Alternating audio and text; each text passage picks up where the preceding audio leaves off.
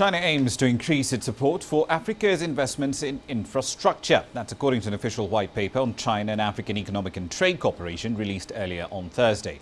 Now, the paper notes that Chinese enterprises have helped African countries to improve their road and telecommunication networks, among other things, and that's a trend that's set to continue. CCTV's Michelle Zheng has that story. Despite the sluggish global economic recovery in recent years, Sino-Africa trade development has maintained rapid momentum. In 2012, Sino-Africa trade volumes reached close to $200 billion, up nearly 20% from the year earlier. China's direct investment in Africa almost doubled from 2009 to 2012 to $2.5 billion. The fields of investment expanded from agriculture, mining, and building industry to processing of resources, manufacturing, and services industries. Increasing domestic demand in Africa and the stabilizing political situation both contributed to China's increasing investment in Africa. Chinese companies are also becoming more mature and more capable of investing abroad. China and Africa's economies are complementary to each other. So investing in Africa is beneficial for all. With more Chinese firms expanding into Africa, the pressure is on to carry the social responsibilities, such as ensuring local employment and caring for the local environment. Li says most Chinese companies are obeying the rules, but as there is a wide range of companies investing in Africa, it's difficult to monitor all performances. Social responsibility has become an important issue when talking about investment in Africa. Most Chinese companies are very aware of it. We have seen mining companies' Chinese employees teaching the locals agricultural techniques to better their livelihoods. Of course, not all firms are doing the same thing. We are starting to train these companies before they go abroad and punish the ones not following the protocols. China has also seen a substantial increase in its support to African infrastructure projects in the past years. In 2012, Chinese firms completed construction contracts worth $40.8 billion in Africa, 45% more than the levels in 2009. According to the paper, China will further increase infrastructure construction in Africa to improve people's livelihoods and help Africa to improve its capacity for future development. Michelle Zheng, CCTV, Beijing.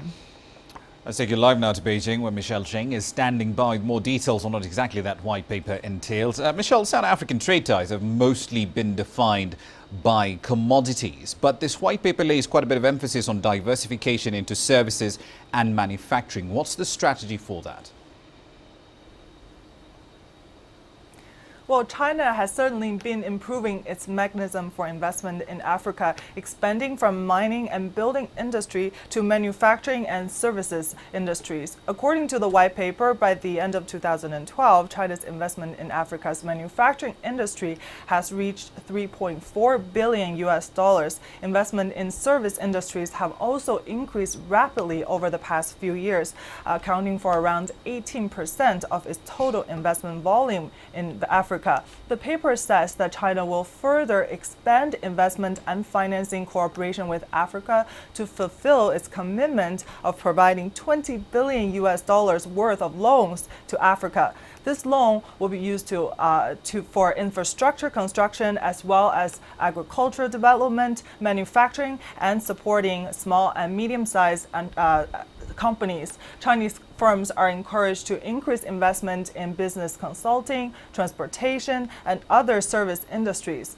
China will also give guidance to its companies on how to establish precise processing and manufacturing bases in Africa to establish upstream, downstream integrated industry chains so that Africa can transform its resource advantages into economic growth opportunities.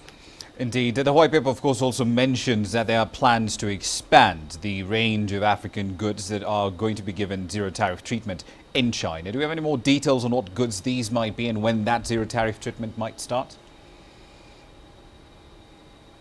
Certainly, China has vigorously expanded its import from Africa by enacting tariff exemptions for African products. Since the beginning of 2012, the 30 least developed African countries have been granted zero tariff treatment for 60% of their export items. And by the end of last year, 22 of them had around 150 million US dollars worth of tariff exempted. According to the white paper, China will take multiple measures in the future to promote the development of bilateral trade. These include implementing the special plan on trade with Africa, which will expand the scope of zero tariff treatment for African products exported to China. In addition, China will also help African countries to improve their customs and commodity inspection facilities to increase trade between the two.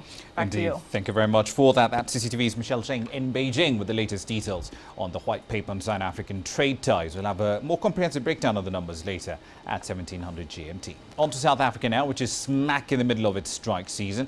That country's mining sector does remain the key talking point for investors right across the continent. The rand in South Africa is getting hammered in markets that are quite preoccupied by possible US military reaction to suspected chemical attacks in Syria. Well, the roundup of what's going on in South Africa, here's CCTV's Angelo Coppola.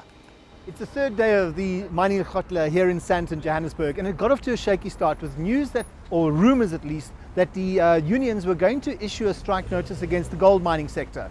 We heard this last night, we're hearing it again this morning. It hasn't been confirmed yet though, but it's likely to happen. We do also know that at 4 o'clock this afternoon, there will be a CEO briefing for the mining sector at an undisclosed location. Hopefully that's probably going to be related to this mine strike notice that we're hearing about right now. But what's happening at the lekgotla is that the union leaders and the mine bosses are having polite conversations while their negotiating teams are sitting trying to find common ground on those wages. Speaking about wages and common ground, Ben Turek is a member of parliament in South Africa, and he's been driving this beneficiation process, the one that's trying to get the mining sector to think differently and beyond just simply extraction, and look at that value chain, which Turek reckons is where the money can be made and where South Africa can add value to the mining sector. I'm Angelo Coppola for CCTV in Sandton, Johannesburg. Now, as far as the early numbers from equity markets are concerned across the continent, there's a bit of a mixed bag. Some of the losing streaks that we had seen earlier in the week seem to have turned out to have been broken, at least as far as early morning trade are concerned. Not, however, the case in Nigeria. The all-share index down by 0.5 percentage point. The all-share index in South Africa, however, in the green, up 0.81%. The 20-share index in the Kenyan capital, Nairobi, in the red, down 2/3. And of course, despite the jitters about Syria, Egypt is looking up 0.28% in early morning trade. The numbers, of course, could change. Find out where they're at 1700 GMT. Back to sports now with Penina.